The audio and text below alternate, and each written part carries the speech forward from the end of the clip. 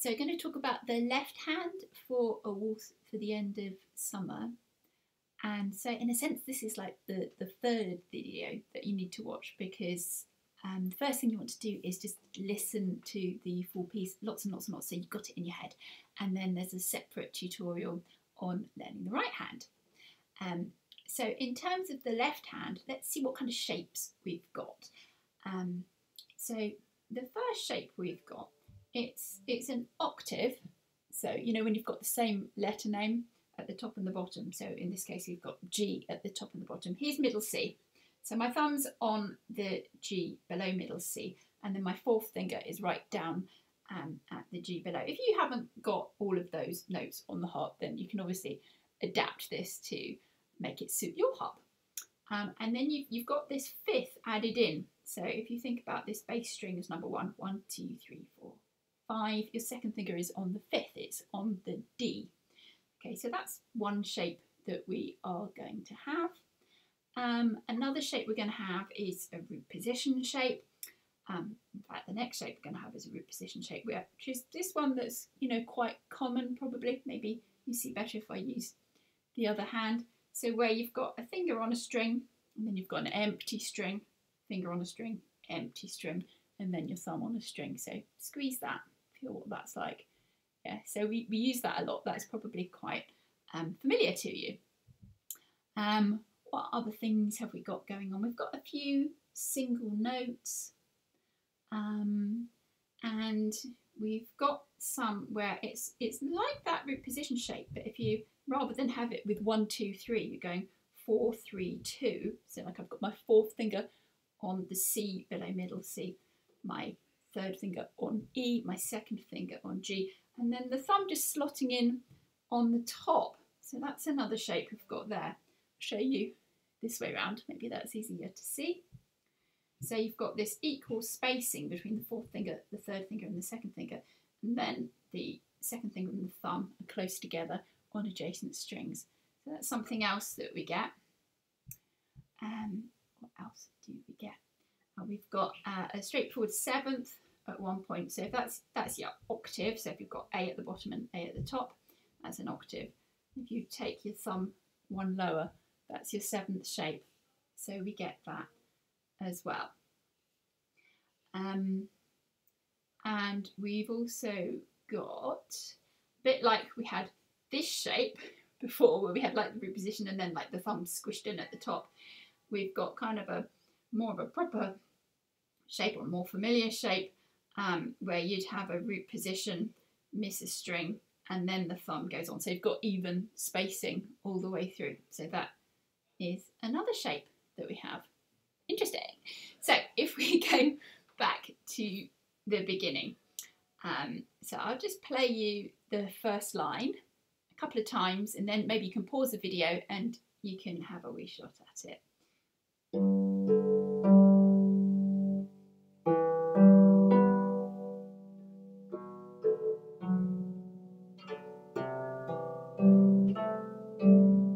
Okay, I'll play you that again. What was happening there is you've got this shape, and then before you play the thumb, your second finger goes back on, and then you play it again. Okay, so I'll play you the whole line again.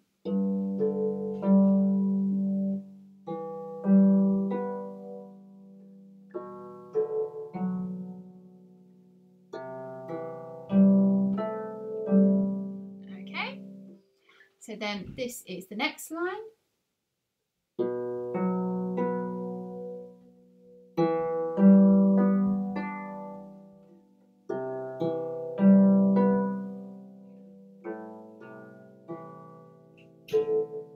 Play that one again.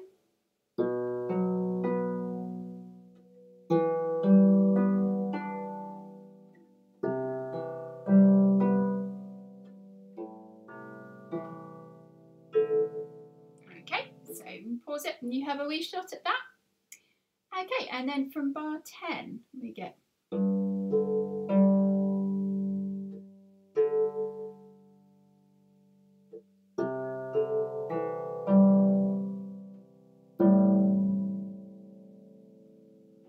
play that again.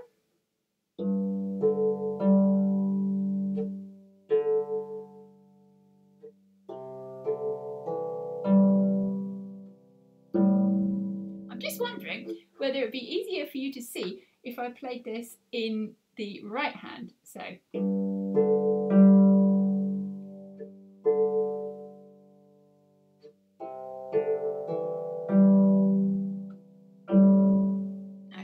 So I'll play you from the beginning up to there, just in case if you couldn't see very well when I was using the left hand. But obviously this is going to be in your left hand, that you might just be able to see the strings a bit easier this way.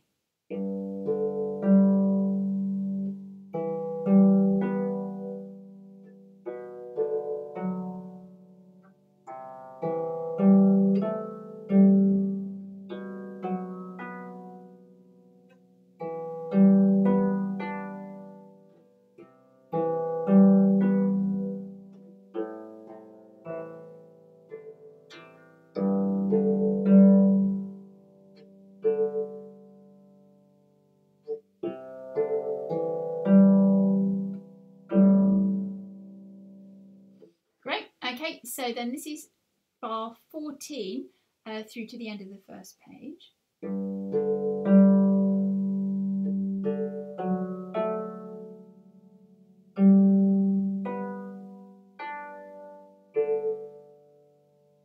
Okay, I'll play that for you again.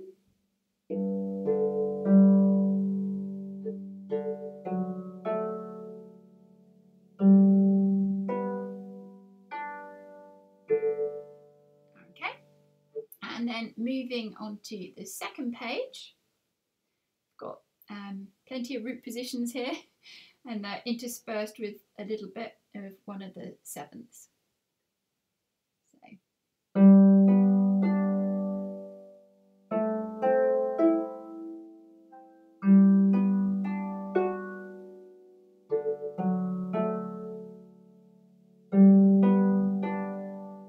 Okay, I'll show you that again from bar 18.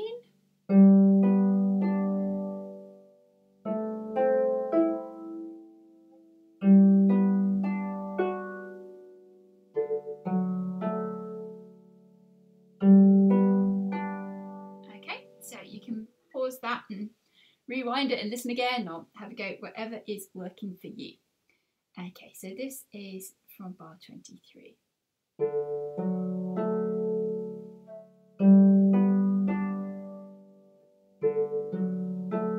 Well, that was a nice easy line, wasn't it? I'll do it once more for you.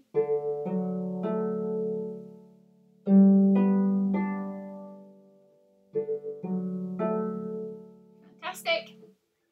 Okay, and then from bar 26.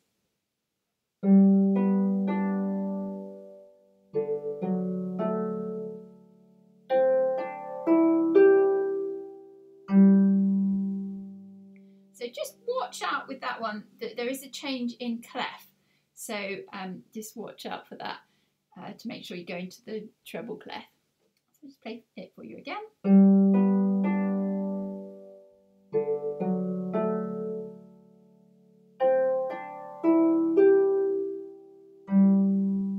And you can link that G or not link that G, whatever you like. You probably noticed I did it different each time I played it. Okay, so then we do go back into bass clef at the end of this line.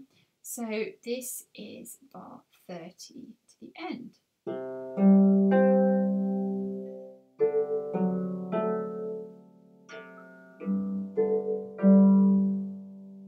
Okay, play that for you again. Quite difficult not to buzz. I don't know whether that's just because I'm not used to my right hand playing down here.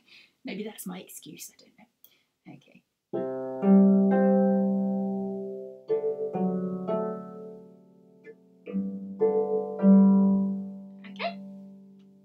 So you use this video however it works best for you, and I hope that helps a bit. Definitely gone through much quicker than I would if we were doing it live, because I just didn't want the video to go on for ages. But you can definitely kind of rewind and watch again. And as well, if you've got any questions, then do feel free to get in touch with me. Okay, thanks so much. Bye.